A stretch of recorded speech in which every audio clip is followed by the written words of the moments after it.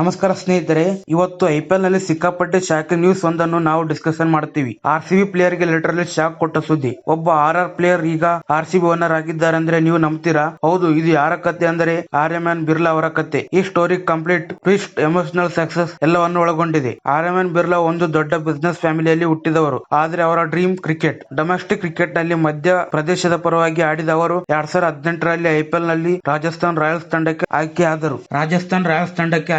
Youngest talent ಆಗಿ team ಗೆ ಬಂದರು. ಫ್ಯಾನ್ಸ್ ಎಕ್ಸ್ಪೆಕ್ಟ್ ಮಾಡುತ್ತಿದ್ದರು ನೆಕ್ಸ್ಟ್ ಬಿಗ್ ಪ್ಲೇಯರ್ ಅಂತ. ಆದ್ರೆ ಲಿಟರಲಿ ಸ್ವಲ್ಪ ಡಿಫರೆಂಟ್ ಆಗಿತ್ತು. ಆರ್ ತಂಡದಲ್ಲೇ ಇದ್ದರು ಆರ್ಯಮನ್ ಬಿರ್ಲಾ ಅವರಿಗೆ ಪ್ಲೇಯಿಂಗ್ 11 ನಲ್ಲಿ ಚಾನ್ಸ್ ಸಿಗಲಿಲ್ಲ. ಬೆಂಚ್ ಮೇಲೆ ವೇಟ್ ಮಾಡ್ತಾ ಅವರ ಕಾನ್ಫಿಡೆನ್ಸ್ ಮೇಲೆ ಇಂಪ್ಯಾಕ್ಟ್ ಆಯ್ತು. ಕ್ರಿಕೆಟ್ ಕೆರಿಯರ್ ನಲ್ಲಿ ಸ್ಟ್ರಗಲಿಂಗ್ ಶುರು ಆಯ್ತು. ಫ್ಯಾನ್ಸ್ ಕೂಡ ಸ್ಲೋಲಿ ಫಾರ್ಗೆಟ್ ಮಾಡೋಕೆ ಶುರು ಮಾಡಿದರು. ಇದು ಸ್ಪೋರ್ಟ್ಸ್ ನಲ್ಲಿ ಕಾಮನ್ ಸ್ಟೋರಿ. ಆಪರ್ಚುನಿಟಿ ಸಿಗದೆ ಟ್ಯಾಲೆಂಟ್ ವೇಸ್ಟ್ ಆಗೋದು. 2019ರಲ್ಲಿ ಆರ್ಯಮನ್ ಬಿರ್ಲಾ ಒಂದು ಶಾಕಿಂಗ್ ಡಿಸಿಷನ್ ತೆಗೆದುಕೊಂಡರು. ಕ್ರಿಕೆಟ್ ನಿಂದ ದೂರ ಸರಿದರು. ಮೆಂಟಲ್ ಹೆಲ್ತ್ ಮತ್ತು ಪರ್ಸನಲ್ ರೀಸನ್ ಕಾರಣದಿಂದ ಬ್ರೇಕ್ ತೆಗೆದುಕೊಂಡರು. ಈ ಡಿಸಿಷನ್ ಈಸಿ ಅಲ್ಲ. ಕ್ರಿಕೆಟ್ ಬಿಟ್ಟ ನಂತರ ಆರ್ಯಮನ್ ಬಿರ್ಲಾ ಸಂಪೂರ್ಣವಾಗಿ ಬಿಸಿನೆಸ್ ಕಡೆ ಫೋಕಸ್ ಮಾಡಿದರು. Aditya Birla group back ground ಇರುವುದರಿಂದ ಅವರಿಗೆ ಸ್ಟ್ರಾಂಗ್ ಸಪೋರ್ಟ್ ಇತ್ತು. Projects, investment, leadership skills. ಅವರು ಜನರಲಿ ಪವರ್ಫುಲ್ ಬಿಸಿನೆಸ್ ಆಗಿ ಬೆಳೆದರು. ಈಗ ಬಿಗ್ಗೆಸ್ಟ್ ಟ್ವಿಸ್ಟ್ ಬರುತ್ತದೆ. ಆರ್ಯಮನ್ ಬಿರ್ಲಾ ಈಗ ರಾಯಲ್ ಚಾಲೆಂಜರ್ಸ್ ಬೆಂಗಳೂರು ತಂಡದ ಓನರ್ ಆಗಿದ್ದಾರೆ. ಈ ನ್ಯೂಸ್ ಕೇಳಿ ಆರ್ಸಿಬಿ ಫ್ಯಾನ್ಸ್ ಲಿಟರಲಿ ಶಾಕ್ ಆಗಿದ್ದಾರೆ. ಆರ್ ಪ್ಲೇಯರ್ ಈಗ ಆರ್ಸಿಬಿ ಓನರ್, ಬೇರೆ ತಂಡದ ಪ್ಲೇಯರ್ ನಮ್ಮ ತಂಡದ ಓನರ್. ಆರ್ಯಮನ್ ಬಿರ್ಲಾ ಜರ್ನಿ ನಮಗೆ ಒಂದು ಪವರ್ಫುಲ್ ಲೆಸನ್ ಕೊಡುತ್ತದೆ. ಲೈಫ್ ನಲ್ಲಿ ಫೇಲ್ಯೂರ್ ಅಂತಿಲ್ಲ,